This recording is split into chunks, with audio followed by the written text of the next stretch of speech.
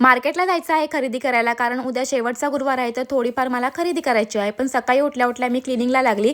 तांब्याची सगळी भांडी घासून घेतली आणि मग मी किचन पूर्ण क्लीन करायला लागली. कारण की घर तर क्लीन नेहमीच असतं, किचन पण असतं, तरीसुद्धा मी किचन पूर्ण क्लीन करून घेतला आहे. दुपारी जेवण वगैरे झालं आणि श्रियान बाबूला झोपवते, पण श्रियान बाबू झोपत नव्हता.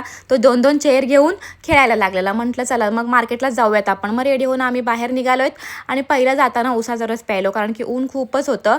मग आम्ही आलोत प्रशांत कॉर्नरमध्ये स्वीट्स घ्यायला. तर इथे एंट्री केल्यावर मस्त मस्त केक्स होते, कारण की इथे क्रिसमस तर जवळ आलेला आहे म्हणून केक्स मस्त मस्त होते.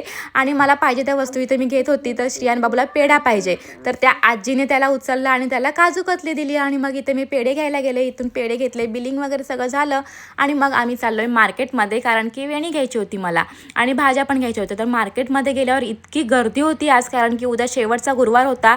तर बापरे, खूप म्हणजे खूपच गर्दी होती. चालायला पण जागा नव्हती, इतकी गर्दी होती मार्केटमध्ये. आणि ह्या भिंगऱ्या दिसल्या समोर, तर लहानपणीची आठवण झाली भिंगऱ्यांना बघून.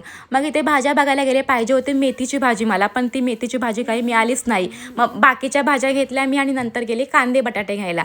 कांदे बटाटे वगैरे घेतले. मार्केट फिरून लागली आम्हाला भूक. मग काय सँडविच खायला गेलो आणि सँडविच पण इथला आम्हाला खूप जास्त आवडतो, निकेशला पण, मला पण आणि श्रियांला पण.